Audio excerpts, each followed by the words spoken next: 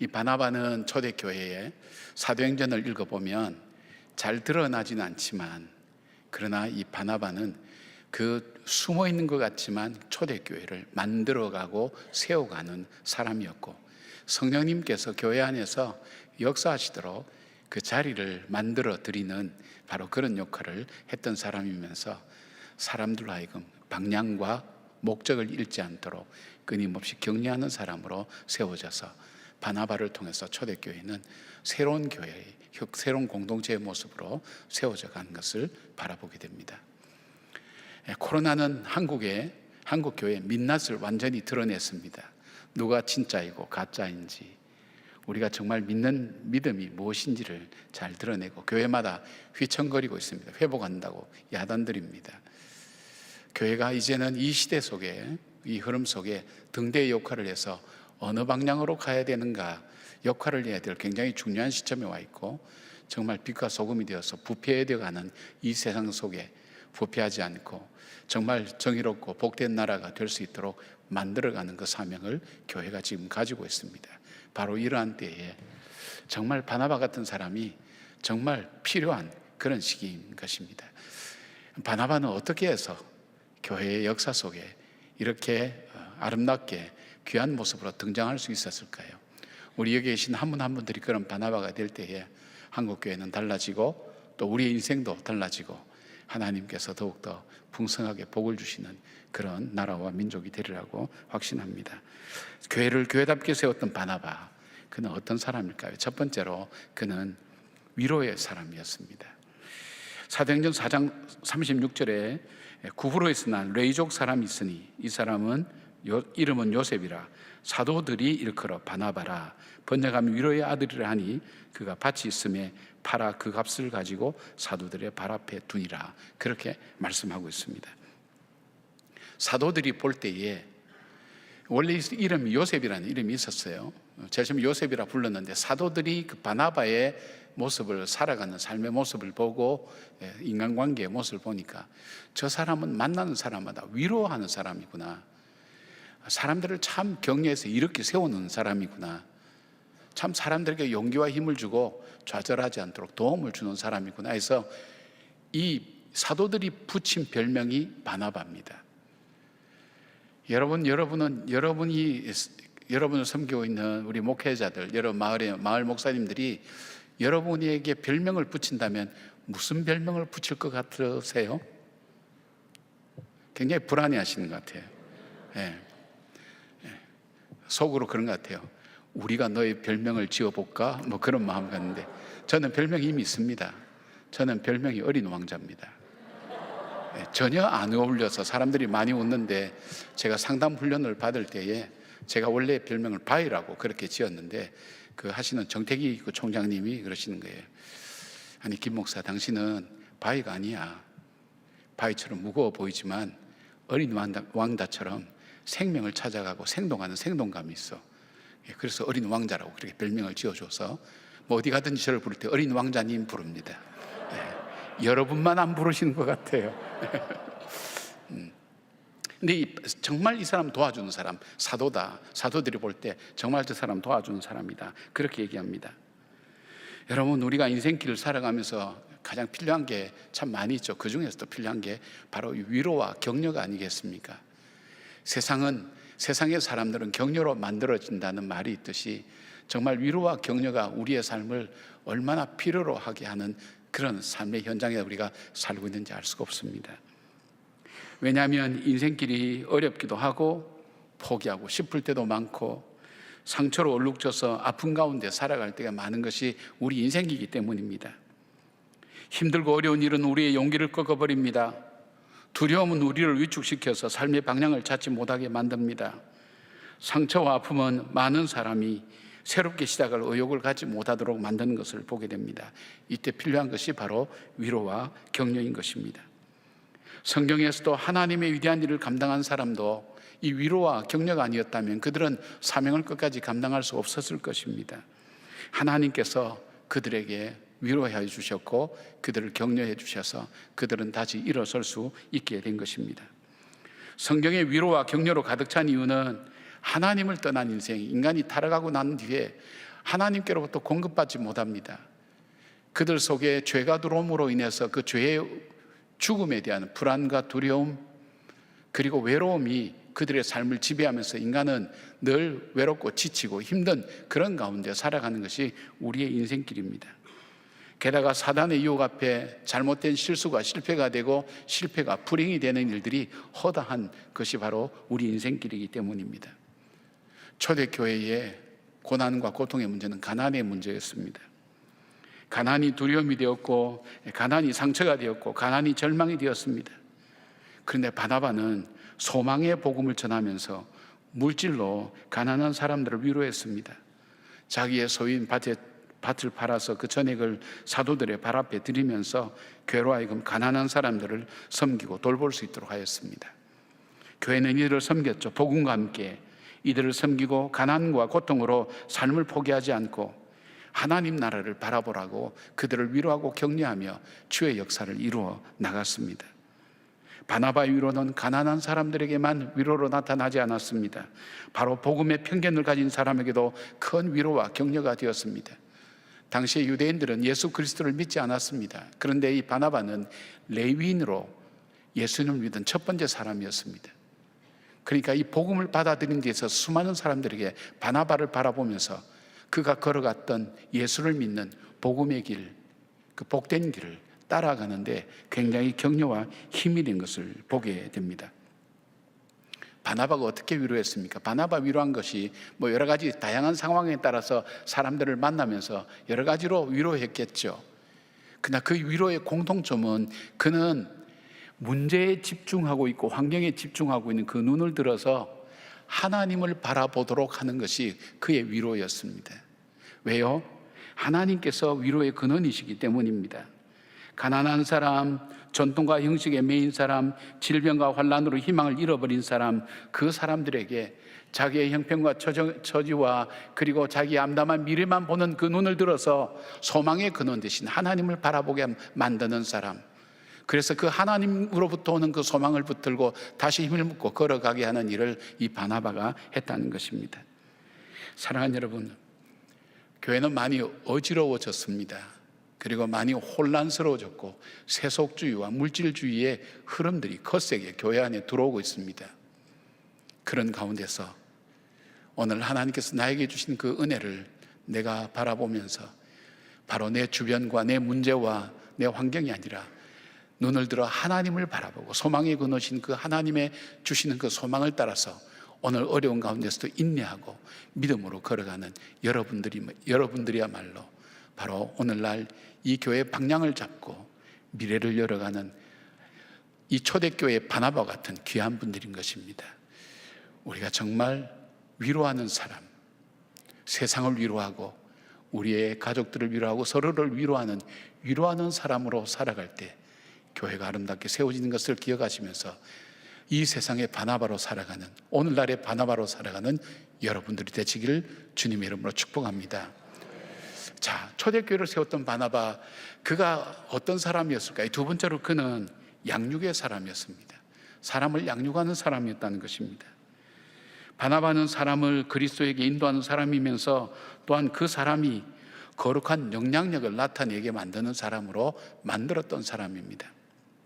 사도 바울이 이 바나바가 세 종류의 사람들을 양육했습니다. 첫째 양육한 사람이 사울이라는 기독교를 박해하는 사람이었습니다. 그는 예수 믿는 사람을 잡아 죽이고 스데반의 순교에도 그가 증인이 될 정도로 박해가 심했던 사람입니다. 그런데 그가 다메섹 도상에서 예수님을 만나고 변화되었습니다. 새롭게 되었습니다. 그러나 아무도 그의 말을 믿어주지 않았습니다. 그가 다메섹 도상에서 예수님 만났다 그럴 때에 믿는 사람이 있고 전부 다 두려워서 그가 그 제자들과 사귀려고 했지만은 아무도 그와 상대하려고 하지 않을 때에 그때 그를 맡아서 증거해 준 사람이 바로 바나바였습니다. 바나바의 인격과 바나바의 삶을 통해서 사람들에게 사울이 변했다고, 정말 예수님 만났다고 그렇게 이 신원보증을 하는 거죠. 얼마나 신원보증이 어렵습니까? 신원보증을 하면서 이 사울을 양육합니다. 사울을 길러갑니다. 그래서 이 사울은 바울이 되었습니다. 바울을 통해서 신약 성경 27권 중에 13권을 기록하게 만들면서 초대교회를 말씀 위에 세우고 든든하게 서갈 수 있도록 만들었던 그 놀라운 그 바울을 양육한 사람이 바로 이 바나바였습니다. 바나바는 안디옥 교회 교인들을 양육하였습니다. 이들은 이방인들이었습니다. 이방인들에게는 구원이 없다고 생각하는 것이 전통적인 유대인들의 생각이었습니다. 그러나 이 안디옥으로 예루살렘에서 흩어진 사람이 안디옥에 가서 이방인 헬라인에게 복음을 증거하기 시작했는데 바로 거기에 사람들을 양육을 하기 시작했습니다. 다들 가까이 하지 않으려고 할 때에 이들을 양육하면서 이들이 처음으로 그리스도인이란 이름이 이 안디옥에서 시작되게 만들었습니다. 즉 그리스도에게 속한 사람, 그리스도와 같은 사람이라는 것입니다. 세상 사람들이 볼 때 저 사람은 그리스도인이야, 예수께 속한 사람이야, 예수같이 사는 사람이야, 예수를 닮은 사람이야, 그 이야기를 듣는 그리스도인이라는 이름이 처음 이 안디옥 교회, 이방인들이 다니는 교회에 이 말이 나올 수 있도록 그들을 양육했다는 것입니다. 그래서 이 안디옥 교회가 선교의 중심지가 되고 초대교회의 역사를 열어가는 중심지가 된 것이 바로 이 예루살렘 교회가 아니라 안디옥 교회가 되게 했던 바로 그 놀라운 역사를 만든 사람이 바나바였습니다. 바나바는 선교지에서 도망갔던 마가를 포기하지 않았습니다. 바울과 함께 1차 전도여행 갈 때에 이 마가를 데리고 갔습니다. 이 바나바의 생질이기도 합니다. 그런데 더베라는 곳에 갔을 때에 이 마가가 갑자기 선교지를 이탈해서 도망가 버렸습니다. 바울에게 그리고 이 바나바에게 마음의 상처가 됐죠. 1차 전도여행이 끝나고 2차 전도여행 갈 때 바울은 마가를 데리고 가지 않겠다고 했습니다. 바나바는 데리고 가자고 했습니다. 이것 때문에 두 사람은 결국 나누어졌습니다. 바울은 선교지에서 위험하고 어려운 그 선교지에서 갑자기 한 사람이 배신하고 돌아갈 때에 겪는 그 어려움들이 얼마나 큰 충격이었는가 하는 것을 이야기를 하면서 마가를 다시 데려갈 수 없다고 얘기합니다. 그러나 이 바나바는 바울을 사랑했음에도 불구하고 그 바울과 헤어지는 것을 불사하고라도 마가를 포기하지 않았습니다. 그를 가르쳤습니다. 양육했습니다. 그리고 그가 어떻게 했습니까? 마지막에는 사도 바울이 편지를 쓸 때 디모데서나 보면 마가를 데려오라고 얘기합니다. 나의 가장 충실한 제자였던 그 마가를 데려오라고 가장 바울에게 필요한 사람으로 만들었습니다. 이 마가가 쓴 것이 뭡니까? 마가복음입니다. 마가복음은 사복음서에서 가장 먼저 쓰여진 복음서입니다. 다른 사람들이, 다른 저자들이 마가복음을 보고 이 복음서를 썼을 거라고 그렇게 학자들은 이야기합니다. 이 마가복음에 예수님의 생생한 복음의 역사를 이 마가가 아니었다면 우리는 어떻게 할 수 있었을까요? 바로 바나바가 이 마가를 양육했던 것입니다. 미국의 리더십 전문가인 존 맥스웰은 세상에서 우리와 관계를 맺는 사람 종류가 4가지가 있다고 합니다.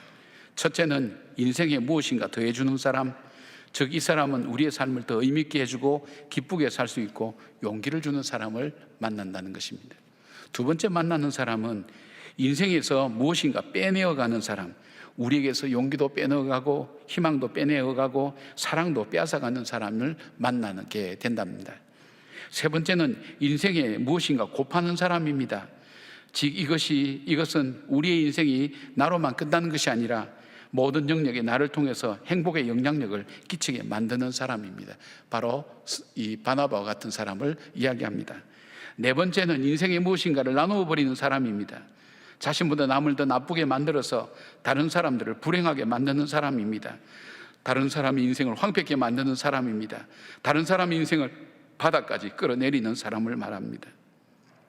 우리가 신앙생활을 하면서 나뿐 아니라 내가 양육하는 그 사람이 정말 이 바나바처럼 사울을 변하여 바울 되게 만들고 도망갔던 피난 갔던 바로 그들이 안디옥이라는 곳에서 헬라인 이방인들에게 복음을 전하여 선교의 전초기주가 되게 만들고 초대교회를 만들어가는 중요한 역할을 하게 하고 도망자인 마가를 순교자로 만들어가는 바로 이 바나바의 이 양육의 놀라운 은혜가 오늘 우리에게도 있어야 되는 것입니다. 나만 예수 믿는다고 되는 것이 아닙니다. 나를 통해서 내 양육을 받고 저 사람이 나보다 더 큰 영향력 있는 사람으로 하나님 앞에 세워지도록 만들어가는 사람. 여러분은 지금까지 몇 명을 양육하셨습니까? 여러분을 통해서 양육된 사람이 얼만큼 귀한 영향력을 나타내고 있습니까? 아무도 모릅니다. 그러나 하나님밖에 모릅니다. 그러나 분명한 것은 하나님이 오늘 우리를 기다리고 계신다는 것. 이 바나바처럼 나를 통해서 정말 그 사람이 하나님의 역사에 귀하고 존귀하게 쓰임받는 사람으로 세워지기를 기다리고 있다는 것입니다. 사랑하는 여러분, 우리가 이 양육자의 마음을 가지고 있어야 됩니다. 양육의 간절한 소원을, 마음의 소원을 품고 기도하며 말씀으로 나를 채워나가고 기도로 나를 채워나가는 하나님이 쓰시는 하나님의 사람 되기를 주님 이름으로 축복합니다. 세 번째로 바나바는 성령님의 말씀에 순종하는 사람이었습니다. 바나바는 예루살렘 교회의 파송을 받아서 안디옥에 이르러서 안디옥 교인들을 잘 양육했습니다. 그리고 자기 혼자 감당하기 힘든다는 것, 그리고 뿐만 아니라 더 잘 양육할 수 있는 사람 다소라는 곳에 가서 고향에 묻혀있던 이 바울을 찾아내어서 안디옥 교회에 와서 같이 전도하게 되었습니다. 양육하게 되었습니다. 그래서 그리스도인이라는 이름을 듣게 만들었습니다. 교회는 날로 부흥합니다. 사도행전 13장 1절 보니까 안디옥 교회에 선지자들과 교사들이 있으니 곧 바나바와 니게르라는 시몬과 구레네 사람 루기오와 분봉왕 헤롯의 젖동생 마나인과 및 사울이라. 바나바가 양육한 사람들, 이 사람들 한번 보십시오. 흑인도 있고 백인도 있습니다. 동양인도 있습니다. 왕족도 있고 노예도 있습니다. 귀천이 없어요. 복음으로 하나 된 그 사람들, 바로 그 사람들을 스데반이 만난 사람입니다. 13장 2절 3절 보니까 이렇게 말씀되어 있습니다. 주를 섬겨 금식할 때에 성령이 이르시되 내가 불러 시키는 일을 위하여 바나바와 바울을 따로 세우라 하시고 이에 금식하며 기도하고 두 사람에게 안수하여 보내니라. 여러분 이 말씀 잘 읽으셔야 됩니다. 잘 들으셔야 됩니다. 주를 섬겨 금식할 때에, 금식이 섬기는 겁니다. 주님을 섬기는 것이 금식입니다. 기도하는 것입니다. 성령이 이르시되 내가 불러 시키는 일을 위하여 바나바와 바울을 따로 세우라. 성령의 말씀 앞에 민감하고 예민하게 되어 있어야 된다는 것입니다. 세상의 내 유익과 이익에 민감하고 예민하게 되는 것이 아닙니다. 여러분도 텔레비전 채널 돌리다가 자기에게 관심 있는 게 거기에 멈춰 있지 않습니까? 제가 가끔 이렇게 한 번씩 멈춰서 있으면 집사람이 계속 볼 거예요. 예. 뭐 제가 관심 있는 부분, 뭐 쇼핑 뭐 이런 것, 저도 어느새 그런 사람 되겠더라고요. 예, 관심 머물러 있죠. 그렇게 해서 거기에만 관심이 있는 것이 아니라 정말 성령님의 음성 앞에 민감하게 내가 응답할 수 있도록 하는 것. 그렇게 해서는 어떻게 할까요? 자기의 영을 하나님 앞에 날마다 드리는 겁니다. 그게 뭘까요? 금식입니다. 우리가 지금 1만 성도 성전 금식 기도를 하고 있는데 또 매일매일 금식하며 예배를 위해서 준비하는 분들이 있는데 섬기는 겁니다. 그게 주를 섬기는 일입니다. 그런데 주님의 음성이 들려옵니다. 그 음성이 뭡니까? 두 사람을 세워서 선교사로 파송하라는 것입니다. 자, 문제가 생겼습니다.